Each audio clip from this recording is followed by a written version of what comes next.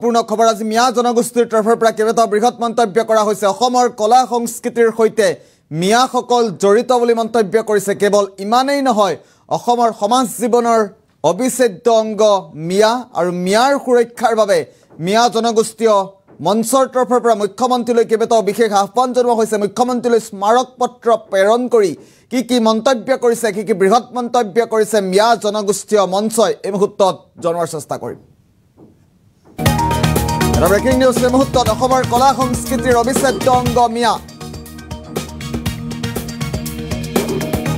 অসমৰ সাহিত্য সংস্কৃতিৰ সৈতে জড়িত হৈ আছে মিয়াসকল এই মন্তব্য কৰিছে মিয়া জনগোষ্ঠীয় মঞ্চই নিজৰ ঘৰতেই মিয়াক আজি অঘৰী কৰাৰ ষড়যন্ত্ৰ ৰচা হৈছে এইখন অসম কেৱল এটা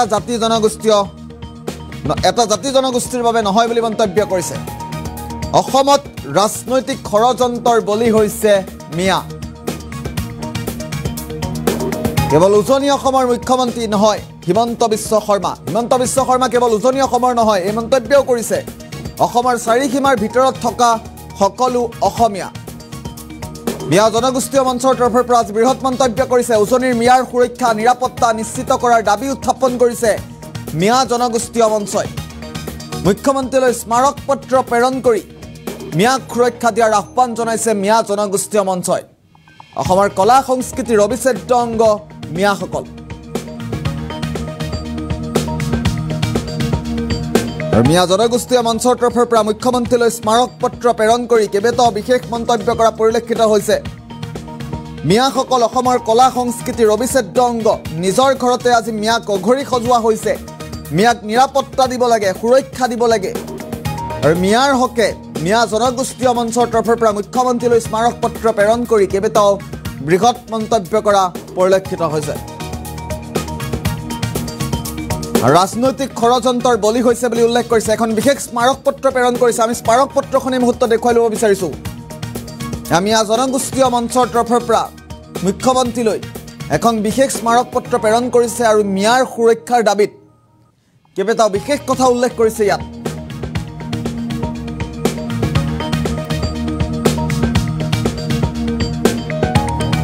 আমি এই মুহূৰ্তত মিয়া জনগোষ্ঠীয় মঞ্চৰ তৰফৰ পৰা প্ৰেৰণ কৰা স্মাৰক পত্ৰখন এই মুহূৰ্তত আমি দেখুৱাইছোঁ মিয়াসকল অসমৰ কলা সংস্কৃতিৰ অংগ বুলি কৈছে অসমৰ অবিচ্ছেদ্য অংগ বুলি উল্লেখ কৰিছে আৰু মিয়াৰ নিৰাপত্তা অসমত সুনিশ্চিত কৰাৰ দাবীৰে মুখ্যমন্ত্ৰীলৈ স্মাৰক পত্ৰ প্ৰেৰণ কৰিছে আৰু তেওঁলোকে স্পষ্টকৈ কৈছে হিমন্ত বিশ্ব শৰ্মা উজনি অসমৰ মুখ্যমন্ত্ৰী নহয় অসমৰ চাৰিসীমাৰ ভিতৰত থকা সকলোৱে অসমীয়া বুলি মন্তব্য কৰিছে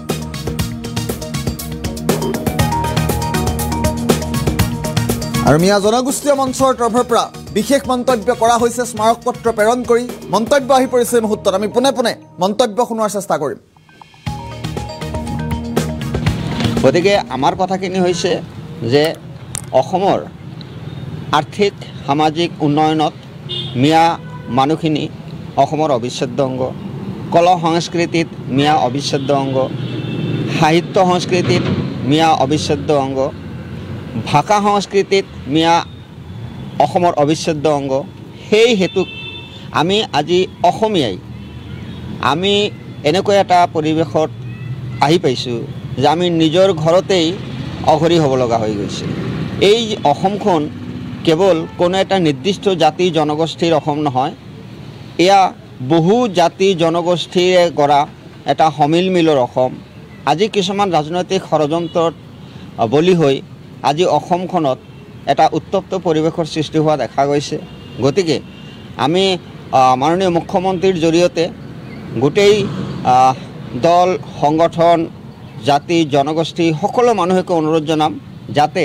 আমি অসমখন সুস্থ ৰাখিবৰ কাৰণে যাতে আমি ভাতৃ সংঘাতত লিপ্ত নহওঁ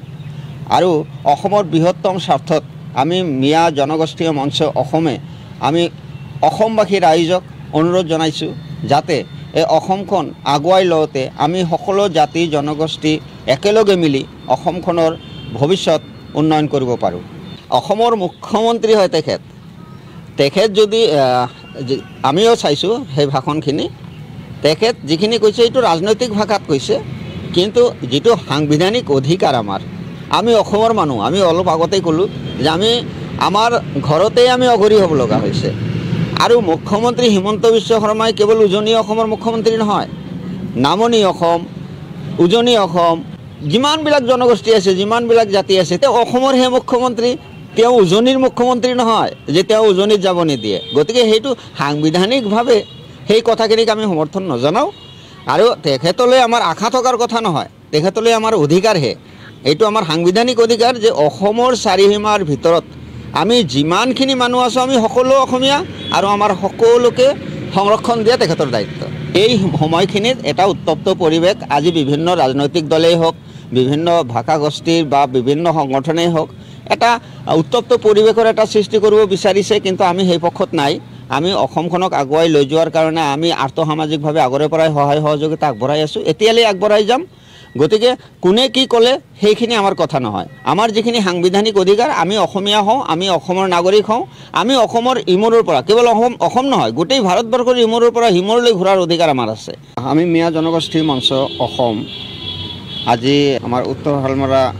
অভয়পুৰী SDO চিভিল অফিচত এটা মেমৰেণ্ডাম দিলোঁ। আমাৰ অসমত আজি এই মিয়া জনগোষ্ঠীৰ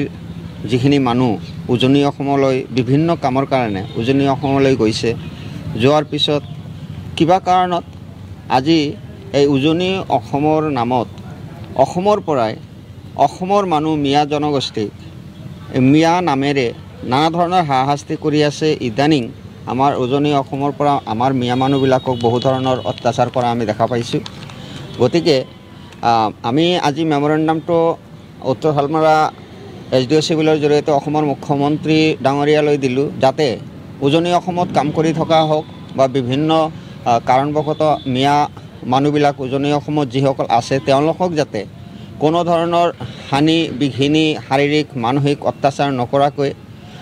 আমাৰ ৰাজ্য চৰকাৰৰ দায়িত্বত সেই মানুহখিনিক যাতে তেওঁলোকৰ নিজৰ